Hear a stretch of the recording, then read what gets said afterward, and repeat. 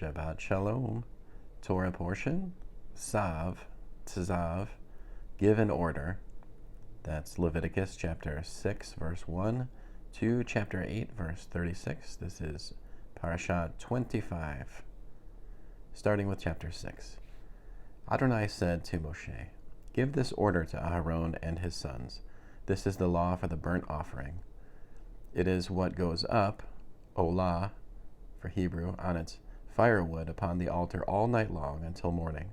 In this way the fire of the altar will be kept burning.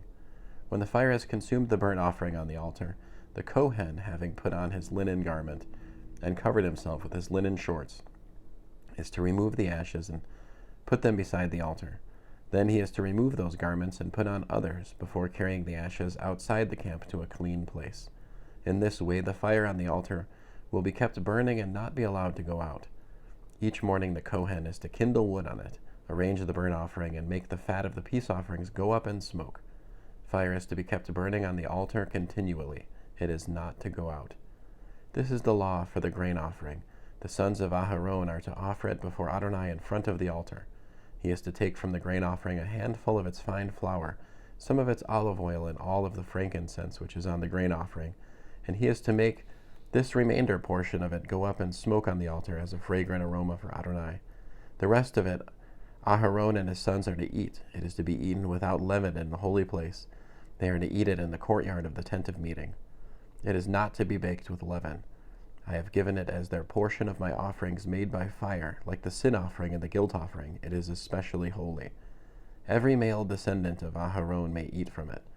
It is his share of the offerings for Adonai made by fire forever through all your generations. Whatever touches those offerings will become holy." Adonai said to Moshe, "This is the offering for Adonai that Aharon and his sons are to offer on the day he is anointed: 2 quarts of fine flour, half of it in the morning and half in the evening, as a grain offering from then on. It is to be well mixed with olive oil and fried on a griddle. Then bring it in, break it in pieces, and offer the grain offering as a fragrant aroma for Adonai. The anointed Kohen who will take Aharon's place among the descendants, his descendants will offer it. It is a perpetual obligation. It must be entirely made to go up in smoke for Adonai. Every grain offering of the Kohen is to be entirely made to go up in smoke. It is not to be eaten." Adonai said to Moshe, "Tell Aharon and his sons, this is the law for the sin offering. The sin offering is to be slaughtered before Adonai in the place where the burnt offering is slaughtered. It is especially holy. The Kohen who offers it for sin is to eat it. It is to be eaten in a holy place, in the courtyard of the tent of meeting. Whatever touches its flesh will become holy. If any of its blood splashes on any item of clothing, you are to wash it in a holy place. The clay pot in which it is cooked must be broken. If it is cooked in a bronze pot, it must be scoured and rinsed in water. Any male from a family of Kohanim may eat the sin offering. It is especially holy.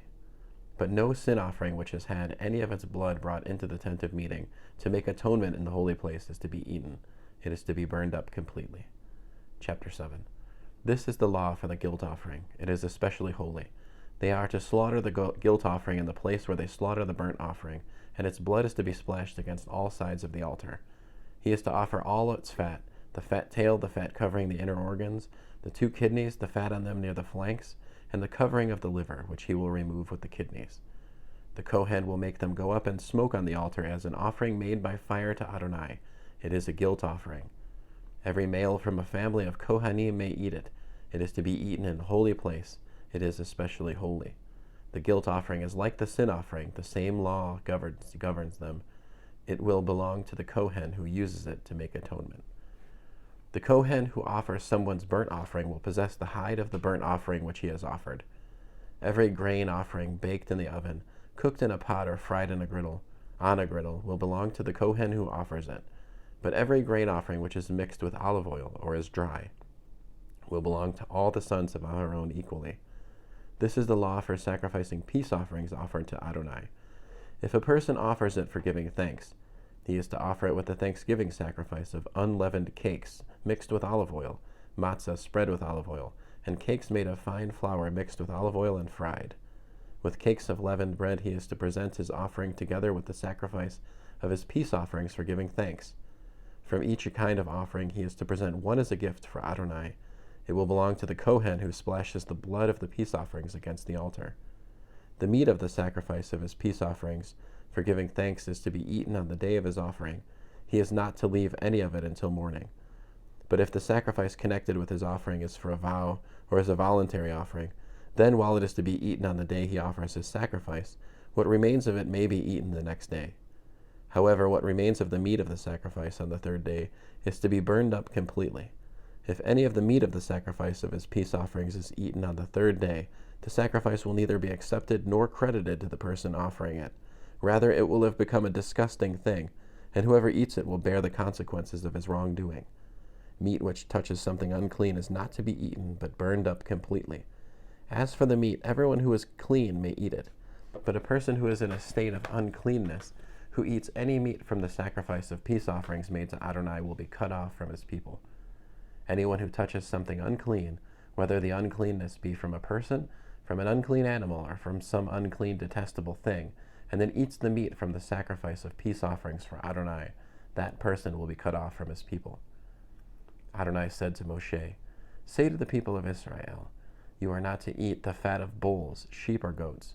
The fat of animals that die of themselves or are killed by wild animals may be used for any other purpose, but under no circumstances are you to eat it.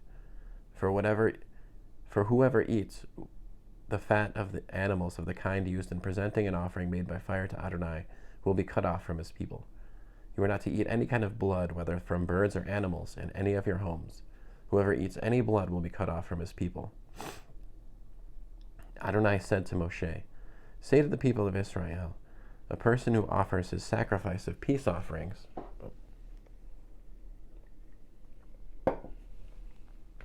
to Adonai is to bring part of his sacrifice of peace offerings as his offering for Adonai. He is to bring with his own hands the offerings for Adonai made by fire. He is to bring the breast with its fat. The breast is to be waved as a wave offering before Adonai. The Kohen is to make the fat go up in smoke on the altar, but the breast will belong to Aharon and his descendants. You are to give the right thigh from your sacrifices of peace offerings to the Kohen as a contribution. The descendant of Aharon who offers the blood of the peace offerings is to have the right thigh as his share. For the breast that has been waved and the thigh that has been contributed, I have taken from the people of Israel out of the sacrifices of peace offerings and given them to Aharon the Kohen and to his descendants as their share forever from the people of Israel. On the day when Aharon and his sons were presented to serve Adonai in the office of Kohen, this portion was set aside for him and his descendants from the offering for Adonai made by fire. On the day they were anointed, Adonai ordered that this be given to them by the people of Israel. It is their share forever through all their generations. This is the law for the burnt offering, the grain offering, the sin offering, the guilt offering, the consecration offering, and the sacrifice of peace offerings, which Adonai ordered Moshe on Mount Sinai, on the day he ordered the people of Israel to present their offerings to Adonai in the Sinai desert. Chapter 8. Adonai said to Moshe, "Take Aharon and his sons with him, the garments, the anointing oil, the bowl for the sin offering, the 2 rams and the basket of matzah, and assemble the entire community at the entrance to the tent of meeting." Moshe did as Adonai ordered him, and the community was assembled at the entrance to the tent of meeting. Moshe said to the community, "This is what Adonai has ordered to be done." Moshe brought Aharon and his sons, washed them with water, put the tunic on him, wrapped the sash around him, clothed him with a robe, put the ritual vest on him, wrapped around him the decorated belt, and fastened the vest to him with it. He put the breastplate on him, and into the breastplate he put the Urim and the Tumim. He set the turban on his head, and on the front of the turban he affixed the golden plate, the holy ornament, as Adonai had ordered Moshe. Then Moshe took the anointing oil and anointed the tabernacle and everything in it, thus consecrating them. He sprinkled some of the altar 7 times, and anointing the altar with all its utensils in the basin with its base to consecrate them. He poured some of the anointing oil on Aharon's head and anointed him to consecrate him. Moshe brought Aharon's sons, clothed them with tunics, and wrapped sashes on them and put headgear on them, as Adonai had ordered Moshe. Then the young bull for the sin offering was brought, And Aharon and his sons laid their hands on the head of the bull for the sin offering. After it had been slaughtered, Moshe took the blood and put it on the horns of the altar all the way around with his finger, thus purifying the altar. The remaining blood he poured out at the base of the altar and consecrated it, to make atonement for it. Moshe took all the fat on the inner organs, the covering of the liver, the 2 kidneys and their fat, and made it go up in smoke on the altar.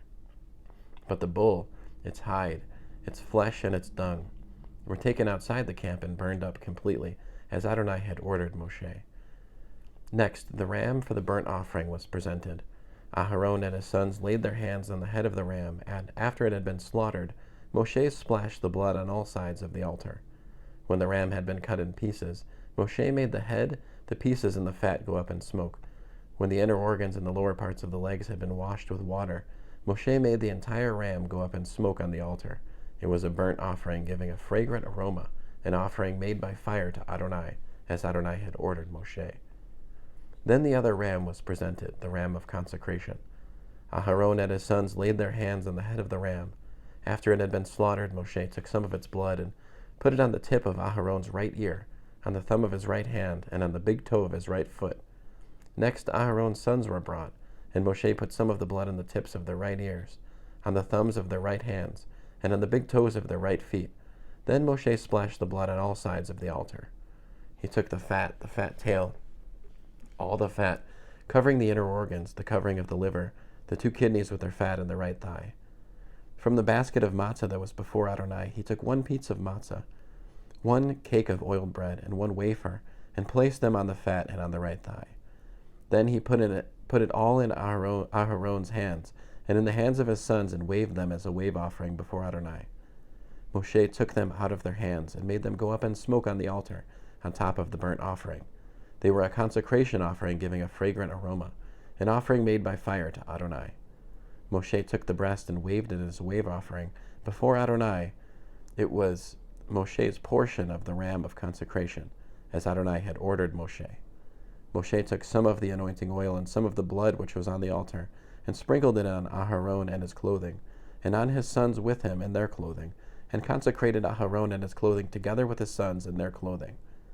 Moshe said to Aharon and his sons, "Boil the meat at the door of the tent of meeting, and eat it there with the bread that is in the basket of consecration, as I ordered when I said that Aharon and his sons are to eat it. Whatever is left over of the meat and bread, you are to burn up completely. You are not to go out from the entrance to the tent of meeting for 7 days, until the days of your consecration are over, since Adonai will be consecrating you for 7 days.